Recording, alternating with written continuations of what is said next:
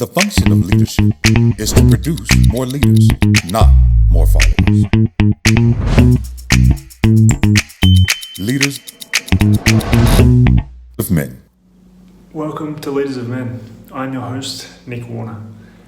In a society that yearns for legitimate male role models, I speak to men that are forging the pathway to a healthy, integrated masculinity. This week's episode, I speak to the essential man, Soma Miller. Soma has spent the last 2 decades in pursuit of gathering the tools to awaken human potential. He's a big picture systems thinker, piecing together ancient inner spiritual technologies with a modern, practical and embodied approach to growth, awareness and development. He coaches men to uncover their true essence, deepest values and gifts, so they have the inner resources and confidence to boldly create meaningful and inspired lifestyles and relationships. I hope you enjoy. Soma Miller, how are you, sir? I'm doing well. Thank you for asking. Excellent. Thank you for joining me. Thank you for being here and for being a part of this. Let's just jump straight into it. The first question, what does masculinity mean to you? Masculinity, for me, it's an ongoing exploration of what that means because, it's a human defined concept and we all make meaning out of our words and our language and that those sort of interpretations which are based on the filters of our culture can make even trying to grasp these terms in sort of a intellectual, philosophical, cognitive way kind of difficult from my perspective, if I'm really honest about it. But if I were to try to put into words what to me is more a quality of being or an energetic experience, it's the energetic experience of number one, stillness, like the kind of stillness that permeates and penetrates everything in existence.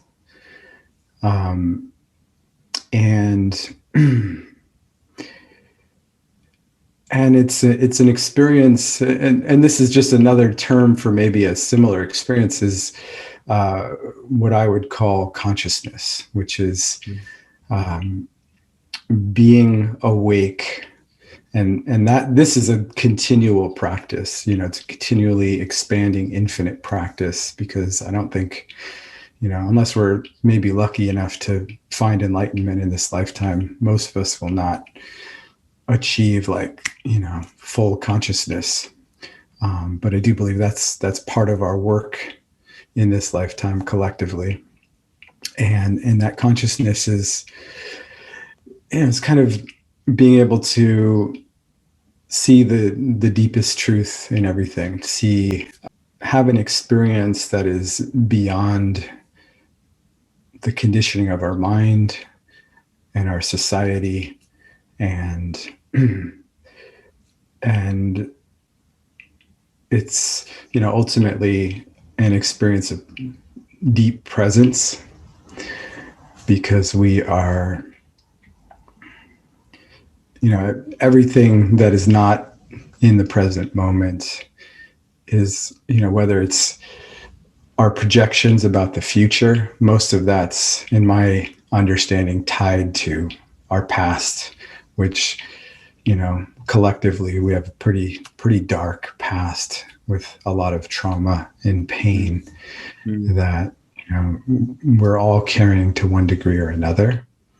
And one way to sort of work with or transcend that pain, and it doesn't mean we're escaping it, it's a matter of integration and opening through it, is to live with that presence And so, I think that's another great, all those kind of pieces together, which, can kind of mean the same thing on some level, but they're all experiential to me. And,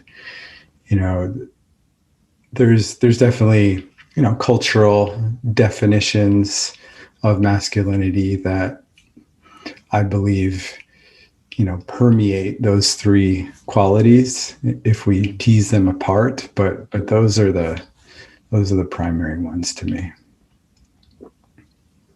Deep answer straight off the bat, mate. Thank you. If you had a 12-year-old son, what is the most significant thing he needs to know?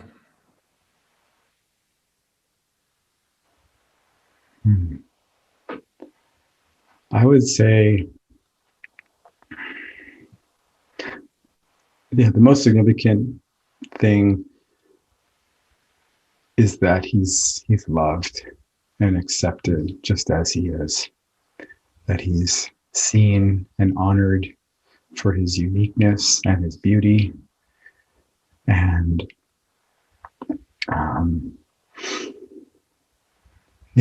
I mean, it's hard to pick one thing, but I would say, it's mostly about love, this sort of unconditional loving acceptance. Beautiful. What is your deepest desire?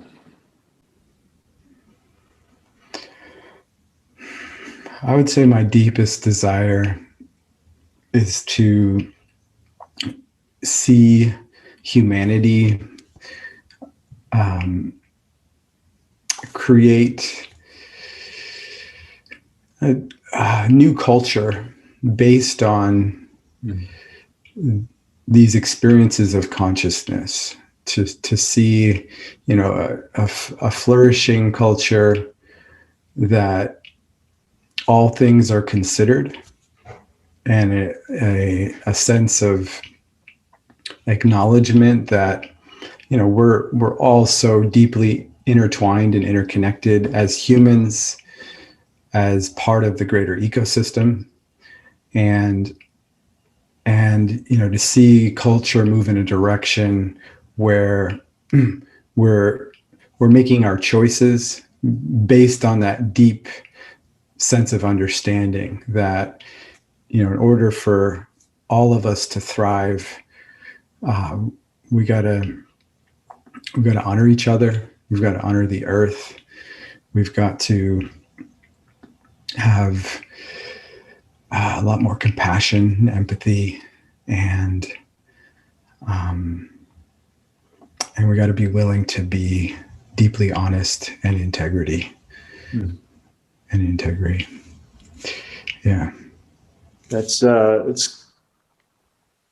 quite something to imagine, isn't it? A society or a new culture based on love rather than fear. Yeah. And I think that's really a great, simple way to put it.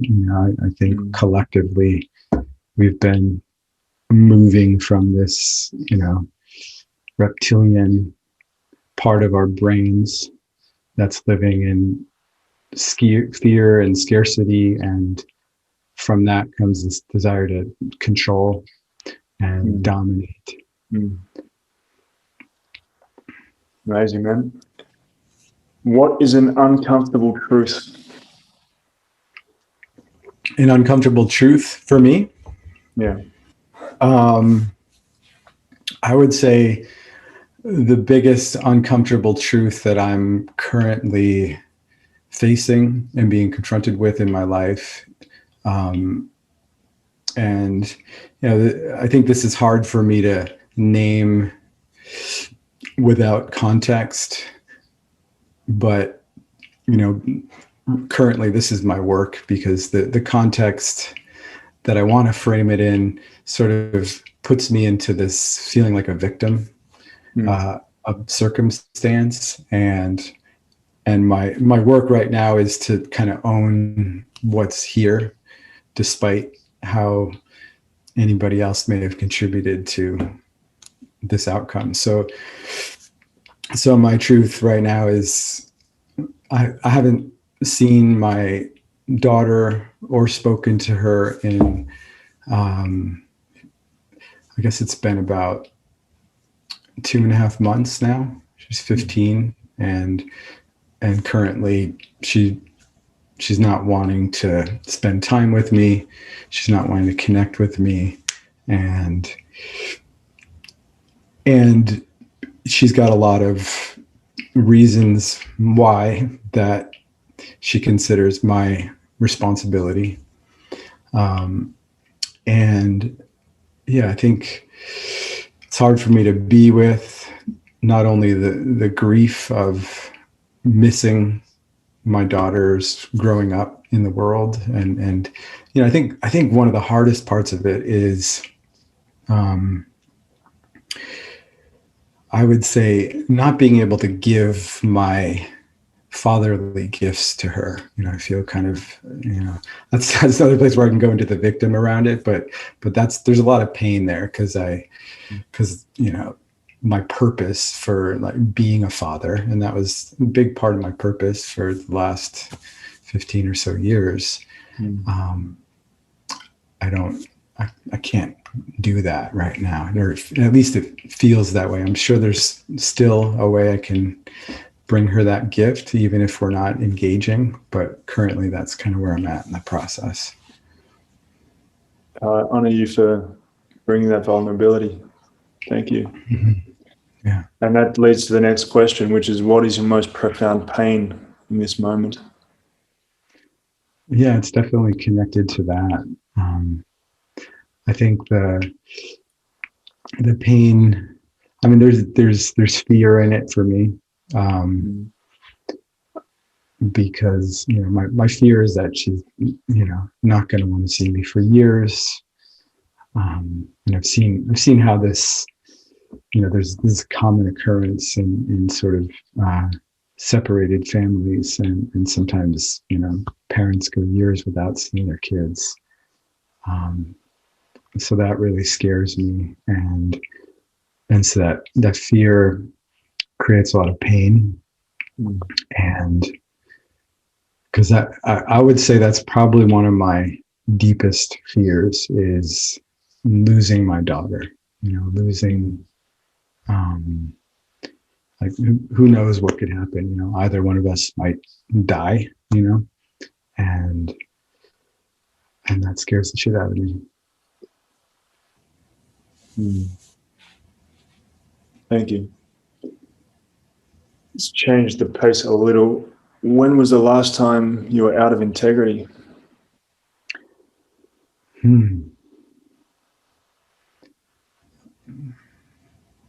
Probably yesterday. Yeah, I mean, for me, integrity is like a constantly moving target, and I actually, it's kind of like that idea of consciousness, like that. I find it hard, and for myself, and hard to imagine anybody that's entirely in integrity.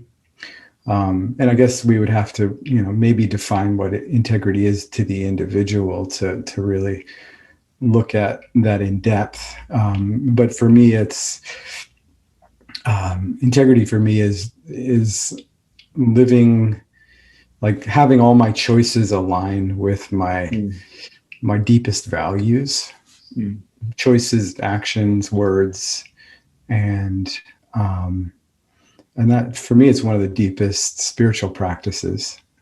And yeah, I'm just gonna name it because it's funny because it's not something I normally engage in, but I know a lot of men struggle with this, and you know, on top of, I'm just going to give a little more context, because on top of my daughter being absent right now, my partner of 3 years just is going away for a couple of months. She's going to stay in Costa Rica. So, you know, last night I think I was feeling a lot of that pain and probably not wanting to fully feel it, you know, which is one of my values, is to like really be willing to face the uncomfortable parts of my human experience. And so I looked at some pornography last night, I don't have a lot of qualms with like pornography per se. I think it's a personal choice and we all have our own way of relating to that. But what did feel out of integrity was sort of the escapism aspect of it.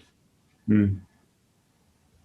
The porn issue is something that I've written a bit about, and I used to have a pretty, I was going to say healthy, but it's absolutely not, a pretty heavy addiction to it. And there was one moment, maybe 6 months ago, where I'd been off it for a couple of years, and I was just like, you know what? I want to have a look. And it just, I made the choice. Didn't feel great about it. But actually, I was happy that I was able to make that choice and then continue on in a different direction to what I had in the past. But it's such an issue for a lot of men. Mm-hmm. There's a recent statistic that I read. Up until like prior to 2006, less than 3% of men under 40 had erectile dysfunction problems.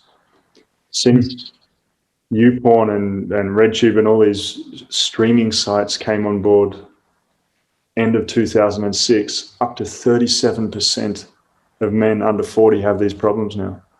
So it is a massive issue for a lot of men. So I appreciate you speaking to that.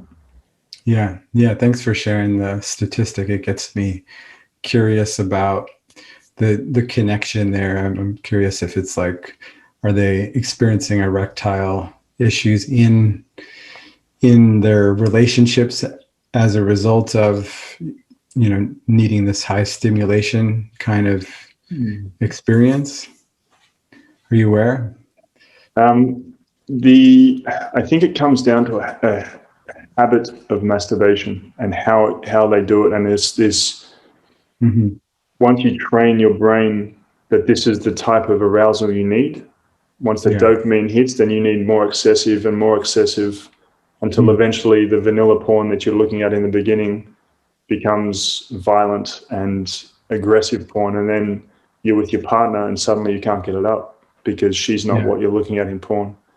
Right. Makes sense. So yeah, that's a whole new world of pain, that one. Yeah. What are you most afraid of? Well, I think I shared that answer earlier. I think on top of that, it's probably connected in some way. What's coming up for me is this fear that I'll get to the end of my life not feeling like I've fully given my gifts, like I've held back in some way or haven't been able to turn them on completely. Yeah, that resonates deeply. Now, much lighter. What is it you are creating?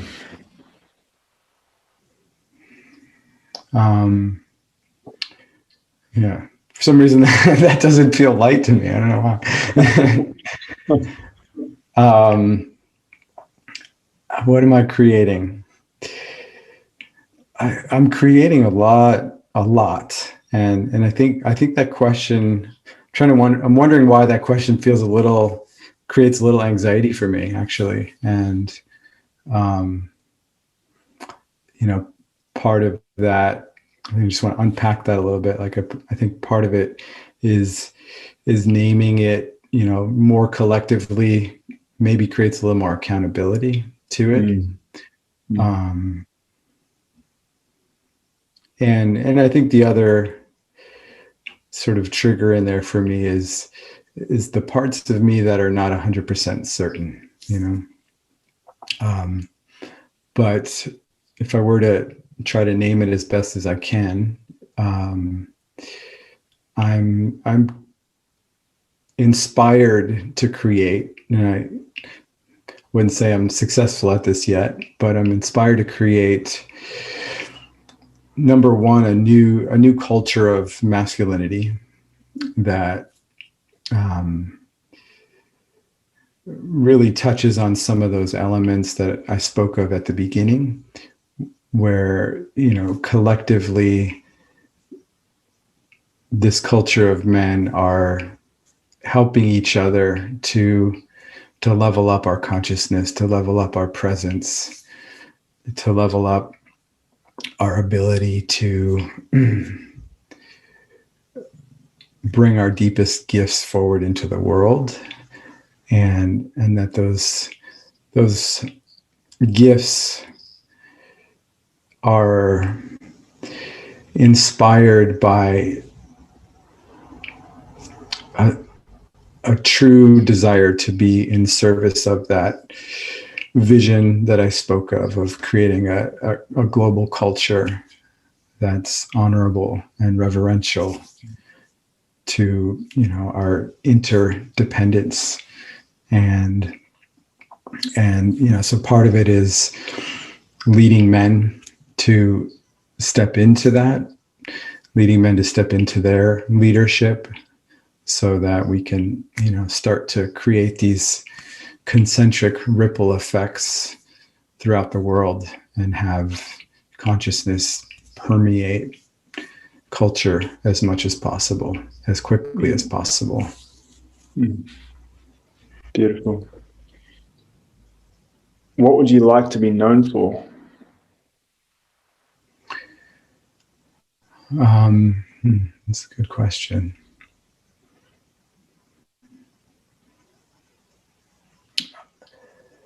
I would say I'd like to be known for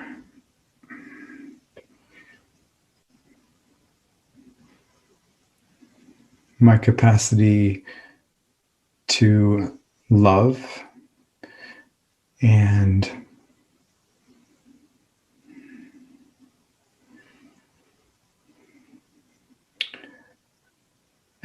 that I would say that love being translated into tangible action and tangible manifestation of, my how love wants to move through me, which is a lot of what I spoke of earlier. Just this culture I want to create, this desire to create more beauty in the world. And I think that's it. Well, from what I know of you, you're doing pretty well at that so far. I've been following you since your early days of Instagram, and very inspiring what you're doing. Thanks. What would you love for men to know with every fiber of their being?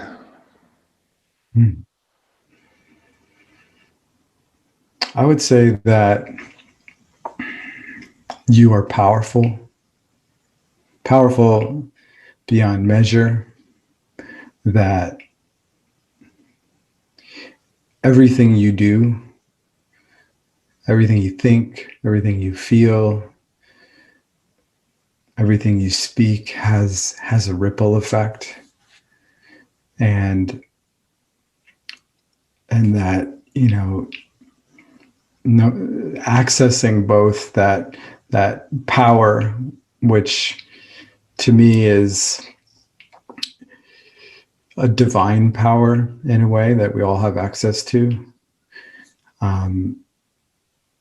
needs to be coupled with high level of sensitivity to that impact, to how, the ripple effect of our movement through the world, and that, this kind of old paradigm of masculinity that I believe we're moving away from is, this like need to make our mark, to feel powerful.